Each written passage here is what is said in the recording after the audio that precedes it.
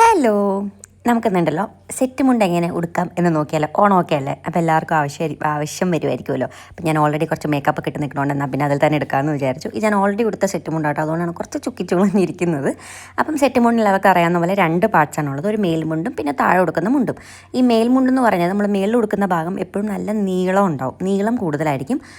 താഴെയുള്ളതിന് അത്ര നീളം ഉണ്ടാവില്ല, പക്ഷെ വീതിയായിരിക്കും കുറച്ച് കൂടുതൽ. അപ്പോൾ അങ്ങനെ നമുക്ക് ഐഡൻറ്റിഫൈ ചെയ്യാം. എപ്പോഴും നീളമുള്ള ഭാഗം മേളത്തെ മുണ്ടായിട്ട് എടുക്കുക. അപ്പോൾ താഴത്തെ ഭാഗം നമ്മൾ സാധാരണ മുണ്ട് എടുക്കുന്ന പോലെ നോർമൽ മുണ്ടെടുക്കുക. ആകെ നോക്കേണ്ടതെന്ന് വെച്ചാൽ ഈ കസവ് വരുന്ന ഭാഗം ഉണ്ടല്ലോ, ആ കസവ് വരുന്ന ഭാഗം കറക്റ്റ് നമ്മുടെ താഴത്തെ നടുക്ക് തന്നെ വരാൻ നോക്കുക, പൊക്കിളിന് നേരെ തന്നെ വരാൻ നോക്കുക. പണ്ടൊക്കെ എല്ലാവരും ഒരു സൈഡിലോട്ടാണ് ഉടുത്തുകൊണ്ടിരുന്നത്, നമ്മൾ ആണുങ്ങളൊക്കെ മുണ്ടെടുക്കണമല്ലോ. പക്ഷെ ഇപ്പം എല്ലാവരും കറക്റ്റ് സെറ്റ് മുണ്ടൊക്കെ കൊടുക്കുമ്പോൾ കറക്റ്റ് ആ നടുക്ക് വരുമ്പോഴാണ് അതിൻ്റെ ഭംഗിയുള്ളത്.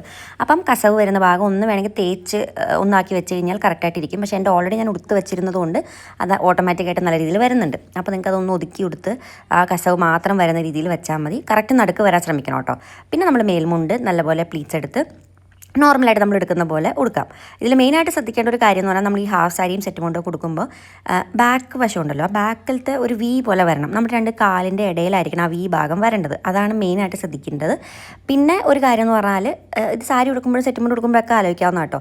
നമ്മളെപ്പോഴും മുകളിലത്തെ ആ മുന്താണി ഉണ്ടല്ലോ, പ്ലീറ്റ്സ് എടുക്കുമ്പോൾ പ്ലീറ്റ്സ് എപ്പോഴും നമ്മുടെ ഷോൾഡർ ലെവലിൽ തന്നെ നിൽക്കാൻ നോക്കുക. ഷോൾഡറിന് പുറത്തേക്ക് പോയി കഴിഞ്ഞാൽ നമുക്ക് കുറച്ചും കൂടെ വണ്ണം തോന്നിക്കും, കുറച്ചും കൂടി ചിലപ്പം ഒരു ബ്രോഡ്നെസ് ഒക്കെ തോന്നിക്കും. അപ്പോൾ കറക്റ്റ് കുഞ്ഞു കുഞ്ഞു പ്ലീറ്റ്സ് എടുത്താൽ കുറച്ചും കൂടെ ഭംഗിയായിരിക്കും എന്ന് എനിക്ക് പേഴ്സണലി ഫീൽ ചെയ്തിട്ടുണ്ട്. എനിക്കും അങ്ങനെയാണ് തോന്നാറ്.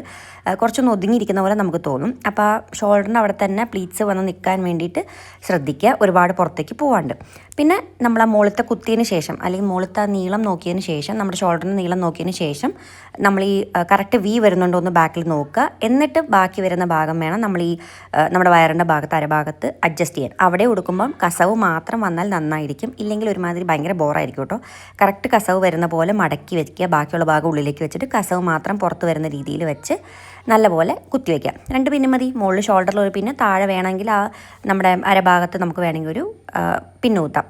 എത്ര ഉള്ളു, റെഡിയായി. അപ്പോൾ ഇതുപോലെ വരണം കേട്ടോ, ഒരു ട്രയാങ്കിൾ ഷേപ്പ് എന്നൊക്കെ പറഞ്ഞ പോലെ രണ്ട് സൈഡിൽ നിന്നും കറക്റ്റ് കോണോട് കോൺ വന്നാലേ നടുക്ക് നമ്മൾ താഴത്തെ മുണ്ടിൻ്റെ കസവ് കറക്റ്റ് നടുക്ക് വരണം, അപ്പോഴാണ് ഒരു ഭംഗി ഉണ്ടാവുള്ളൂ. ഇനി ഞാൻ കുറച്ച് ആക്സസറീസൊക്കെ ഇടാം. അപ്പോൾ ഇത് സൃഷ്ടി എന്ന് പറഞ്ഞിട്ട് ഇൻസ്റ്റാഗ്രാം പേജിൽ നിന്ന് വാങ്ങിച്ചാൽ കേട്ടോ. അതിൻ്റെ മാലയും ലോട്ടസിൻ്റെ ഒരു മാലയും കമ്മലും ഉണ്ട്.